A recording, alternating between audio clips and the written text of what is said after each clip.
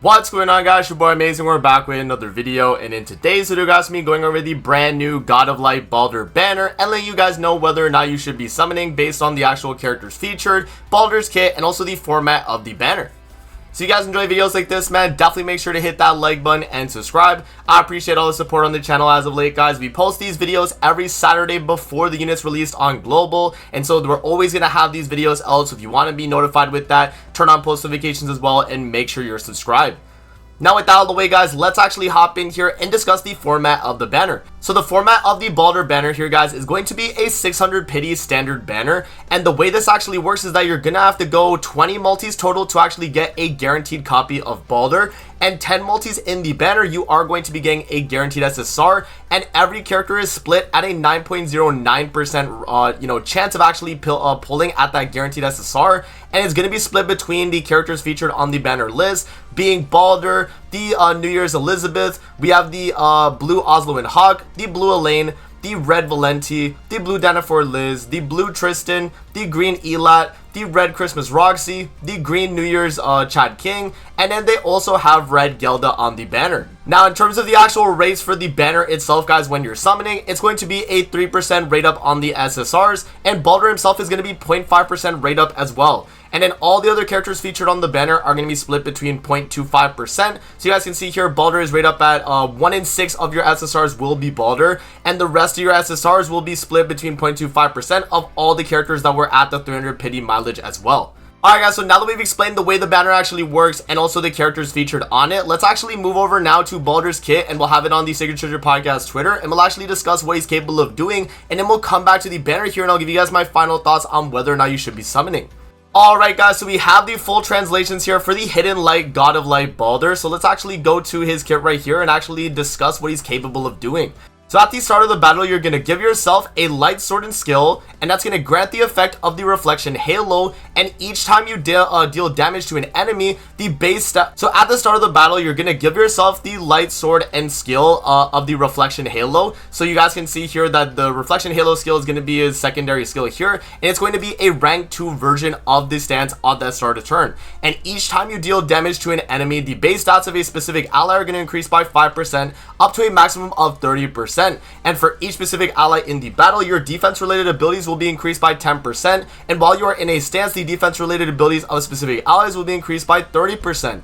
Additionally, each time you release your stance, you will recover 30% of your maximum HP, which is a really good effect in terms of just his passive base.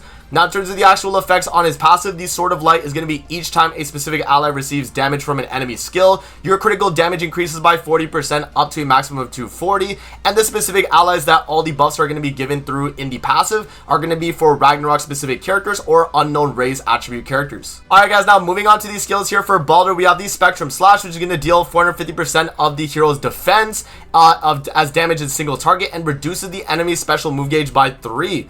And then for his second skill here, Reflection Halo, which is the skill that auto applies at the start of the battle. Reflection Halo at the rank 3 is going to be for at the rank 3 for Reflection Halo, it's going to be for 2 turns, take a stance, and when all allies are attacked, you will counterattack, dealing cutting damage equal to 300% of your defense, and the cutting damage is going to be critical chance increased by ×3, which is Sever on Global.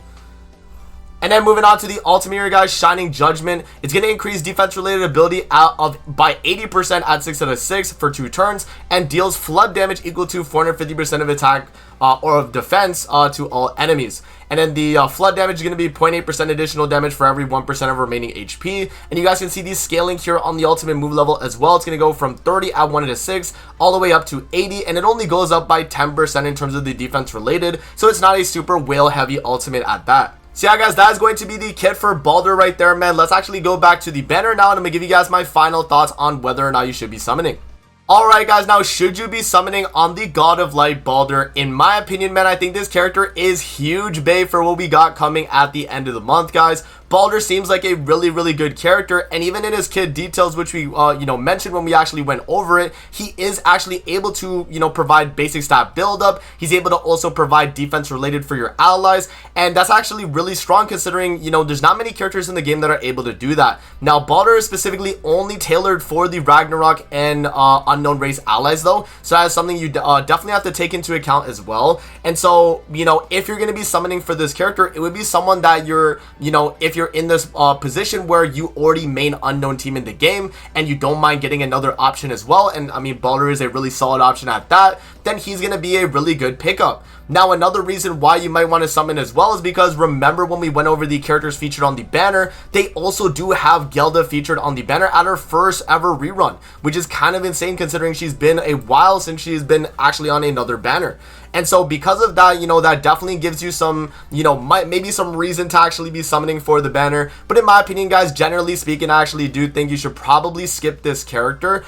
And the main reason for that is because we do have a collab at the end of the month. We're going to be getting most likely a step up banner in 2 weeks. And then after the 2 weeks, right after that, we're going to have the collab right after. And we're just going to go straight into it. And it's most likely going to be a really strong character, either if it's a rerun with, you know, getting like a slime collab rerun or a KOF rerun, or if it's going to be a brand new collab with like Shangri-La or even like solo leveling or anything crazy like that. We definitely got to be saving our gems for something like that, whereas I feel like this banner is really just made here to kind of get you to summon, to waste all your gems now so that you don't have gems at the end of the month for that, you know, crazy collab banner. So just bear that in mind, guys, when you are summoning on this banner, if you are going to be doing it. You know, Baldur is really good on the banner. You know, LR Liz is also featured on the banner as well, so if you do want to pick her up too, then you have that, you know, that chance.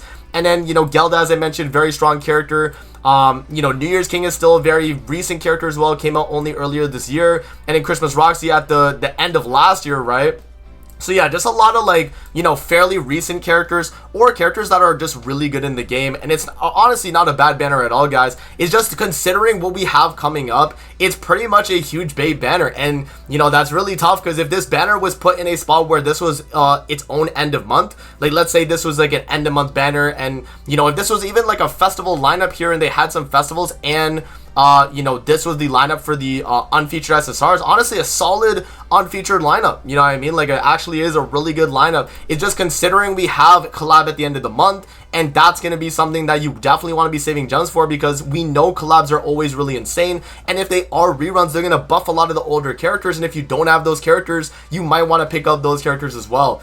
And just in terms of like your, you know, bang for your buck with spending gems, guys, you're going to be getting more value out of the collab because there's going to be multiple characters on the banner that are actually new. Whereas with this banner right here with Baldur, we know Gelda is going to be rerunning in the future. We know Baldur himself is going to rerun in the future. And even LR Lich, they're always going to put her on banners, guys. So this is not something that, you know, it's like a FOMO where, you know, you fear missing out on Baldur himself. And also Gelda, because I do think that these characters will be rerunning again in the future anyway. So that's just kind of my opinion, honestly, on the banner, guys. And what I will recommend for you guys, though, in general, is that if you are planning on summoning on this banner, summon till you either get 1 copy of Baldur, or you pull Gelda within the rotation. Do not, you know, go past the 600 if you are planning on summoning, because you don't want to spend all your gems before the collaboration is at the end of the month, and you definitely want to have gems saved up for that point.